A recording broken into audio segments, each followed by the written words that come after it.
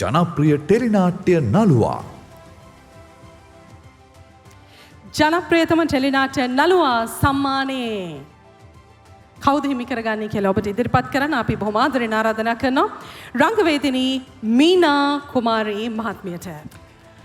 ජනප්‍රියතම ටෙලිනාට්‍ය නළුවාට සම්මානය ලබා දෙන්නේ ජනප්‍රියතම ටෙලිනාට්‍ය නිලියක් අර නොස්ටැල්ජික් මතකයක් එක්ක ටෙලිවිෂනේ ඒ කාලෙට අපිව රැගෙන යන මීනා කුමාරී. හොඳ අත්පොළ සන්නාදයක් ඇයටත් ලබා දෙන්න. වසුදා වැනි නාට්‍යයක් කරහා කොයි තරම් ජනප්‍රියත්වයක් ඉහළ ප්‍රසාදයක් හිමි කරගත්තු රංගවේදිනියක්ද අපිත් එක්ක ඉන්නේ. සතුටක් ඔබතුමියව මේ වෙලාවේ සම්බන්ධ කරගන්න ලැබීම. හොඳයි.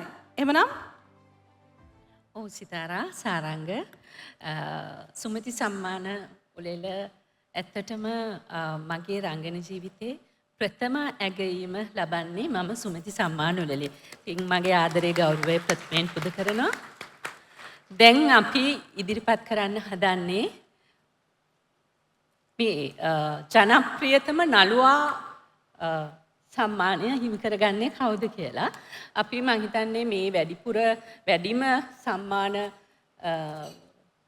මනාප SMS මනාප වලින් වැඩිම මනාප හිමි කරගත්තු නළුවන් 5 දෙනා තමයි දැන් ඉදිරිපත් කරන්න යන්නේ. අපි බලමු ඒ රංගන ශිල්පීන් කවුද කියලා.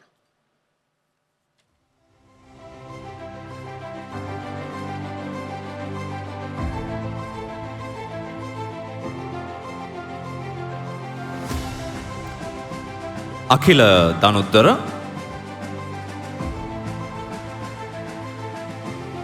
චතුරංග කොඩිතුවක්කු,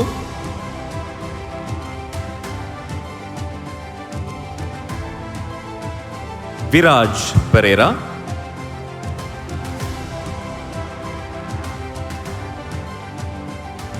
සංගීත් සතරසිංහ,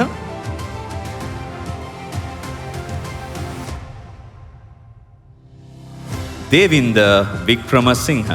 කවුද ජනප්‍රියම නළුවා? හැබැයි අර සිතාර කිව්වත් වගේ විශේෂ ඉල්ලීමක් මත දැන් අපි තුන්වන ස්ථානය මුලින්ම ප්‍රකාශයට පත් කරනවා. SMS ඡන්ද සහ සුමති වෙබ් ඡන්ද සමග තුන්වන ස්ථානය දිනාගන්නේ ඡන්ද 5,47,020ක් ලබාගෙන විරාජ් පෙරේරා. දෙවන ස්ථානය දිනාගන්නේ ඡන්ද 8,20,940ක් ලබාගෙන චතුරංග කොඩිතුවක්කු. ජයග්‍රාහකයා ඔබම. ඔව්. 31 වන සුමති සම්මාන උළෙලේ ජනප්‍රියතම නළුවා වන්නේ අඛිල දනුද්දර.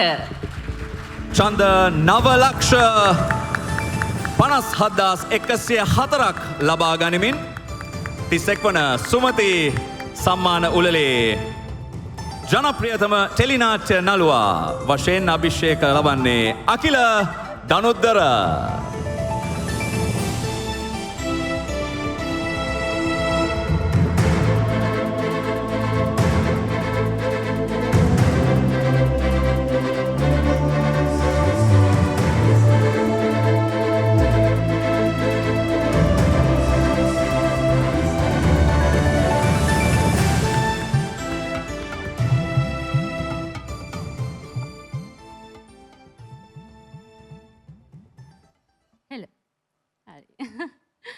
අකිල ඉස්සෙල්ලාම මම ඔබට සුබ පතනවා.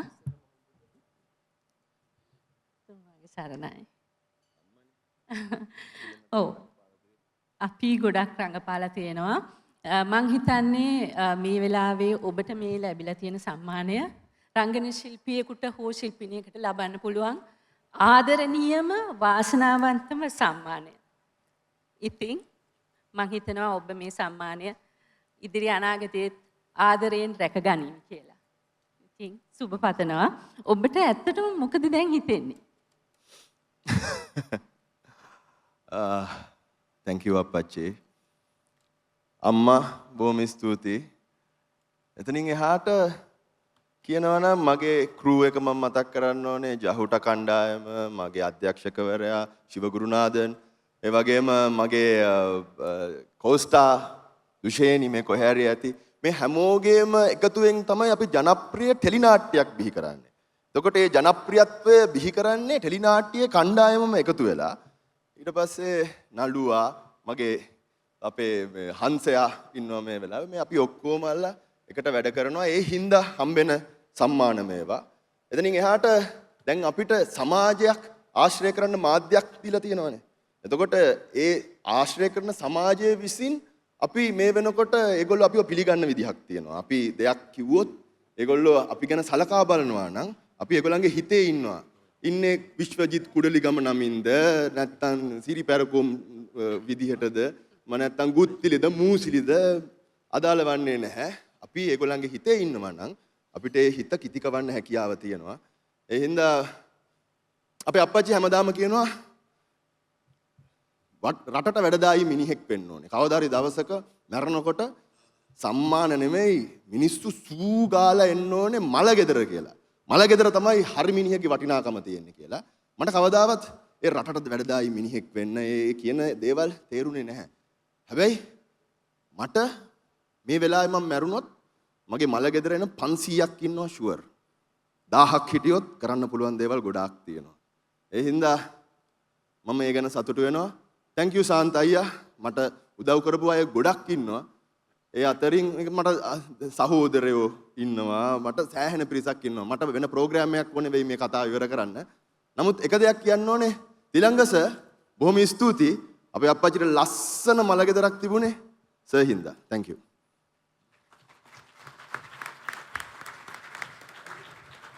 උණුසුම් සුවපැතුමක් කියලා මිලියනයක් දක්වා ඔබ ඇවිල්ලා තියෙනවා. අපි විශ්වාස කරනවා ඒ ආදරය ඔබ හිතනවාටත් වඩා ලොකු ප්‍රමාණයක්